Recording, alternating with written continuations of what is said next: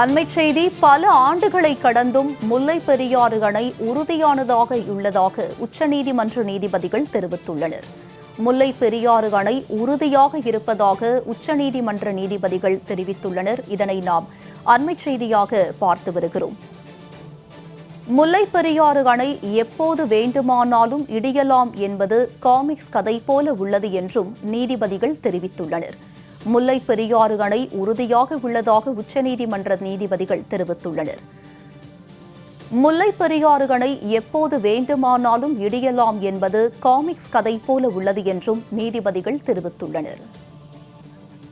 இது பற்றிய கூடுதல் விவரங்களோடு இணைகிறார் எமது செய்தியாளர் ஆண்டன். அவரிடம் விவரங்களை கேட்டு பெறலாம். ஆண்டன், இது தொடர்பான விவரம் என்ன? பதிவு பண்ணுங்க. வணக்கம்.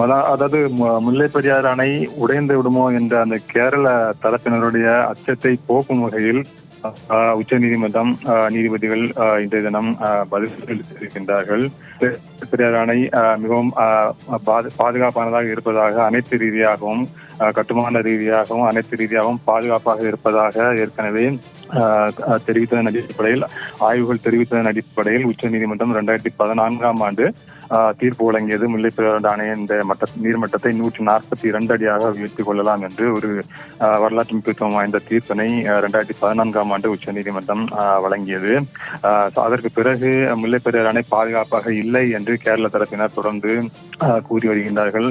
தற்போது இருக்கக்கூடிய முல்லை பெரியாறு அணை இயக்கத்தை நிறுத்திவிட்டு புதிதாக அணை கட்ட வேண்டும், ஆய்வுகள் மேற்கொள்ளப்பட வேண்டும் என்று அவர்கள் சார்பில் தெரிவிக்கப்பட்டு வருகின்றது. இதுபோன்ற சூழ்நிலையில் தான் கேரளாவைச் சேர்ந்த ஜோசப் என்பவர் உட்பட பல்வேறு தரப்பினர் இது தொடர்பாக உச்சநீதிமன்றத்தில் மனுக்கள் தாக்கல் செய்திருக்கின்றார்கள். இந்த வழக்கானது உச்சநீதிமன்றத்தில் தொடர்ந்து நிலுவையில் இருந்து கொண்டிருக்கின்றது. இந்த சூழ்நிலையில் தான் அந்த மனுக்களானது இந்த உச்சநீதிமன்றத்தில் நீதிபதிகள் ரிஷிகேஷ் ராய் மற்றும் SN பாட்டி ஆகியோர் அடங்கிய அமர்வில் இந்த விசாரணைக்கு பட்டியலிடப்பட்டிருந்தது. அப்பொழுது தற்பொழுது இந்த முல்லை பெரியாறு வழக்கை தொடர்பான வழக்கினை வேறு உச்சநீதிமன்றத்தில் வேறு ஒரு அமர்வும் விசாரித்துக் கொண்டிருக்கின்றது.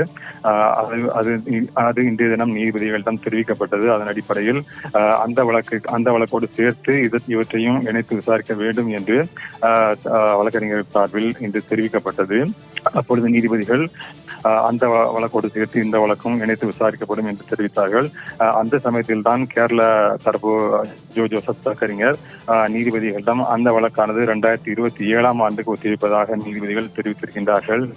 ஆனால் தற்பொழுது இந்த வழக்கு ஒரு அவசரமான வழக்காக இருந்தால் பருவமழை வரக்கூடிய சூழ்நிலை இருக்கின்றது என்று கேரள தரப்பில் தெரிவிக்கப்பட்டது. அதற்கு தான் நீதிபதிகள் தற்பொழுது இந்த அணை கட்டப்பட்டு எத்தனை பருவமழைகள் கடந்துவிட்டன என்று சொல்லுங்கள் என்று கேள்வி எழுப்பினார்கள். வழக்கறிஞர் 135 வருடங்களாக இந்த பருவமழையானது கடந்திருக்கின்றது என்று தெரிவித்தார். அப்பொழுதுதான் நீதிபதி ரிஷிகேஷ் ராய் 135 பருவமழைகள் பெய்திருக்கின்றன, ஆனால் அணை அப்படியே இருக்கின்றது. 135 வருடங்களாக அணை உடைந்து விடுமோ என்ற அச்சத்தில் மக்கள் தான் வாழ்ந்து வருகின்றார்கள். ஆனால் அணை அதனால் நீடித்திருக்கின்றது என்று நீதிபதிகள் தெரிவித்தார்கள். அணை உடைந்தால் 15 லட்சம் பேர் உயிரிழக்கக்கூடிய அபாயத்தில் தெரிவித்தார். அதற்கும் நீதிபதி ரிஷிகேஷ் ராய், நான் 1.5 வருடங்கள் அந்த அச்சத்தில் இருந்திருக்கின்றேன். என்னுடைய சகோதர நீதிபதி அருகில் இருந்த நீதிபதியும் 4 வருடங்களுக்கு மேலாக இருந்திருக்கின்றார். இதுபோன்ற ஒரு சூழ்நிலையில் இந்த முல்லை பெரியாறு தொடர்பான வழக்கு ஏற்கனவே நிலுவையில் இருக்கக்கூடிய வழக்குகளின் பட்டியலில் சேர்த்து 3 நீதிபதிகள் கொண்ட அமர்வு விசாரிக்கட்டும். இந்த வழக்கு நிலுவையில் இருக்கக்கூடிய மனுக்களிடம் சேர்த்து பட்டியலிடுமாறு நாங்கள் உத்தரவிடுகிறோம் என்று கூறி தற்போது அவசரமாக நீதிபதிகள் இதனை விசாரிக்காமல் ஏற்கனவே நிலுவையில் இருக்கக்கூடிய வழக்கினை விசாரித்து வரக்கூடிய 3 நீதிபதிகள் அமர்வுக்கு மாற்றி தற்பொழுது நீதிபதிகள் இந்த உத்தரவினை பிறப்பித்திருக்கின்றார்கள். உங்களுடைய விரிவான விவரங்களுக்கு நன்றி ஆண்டன்.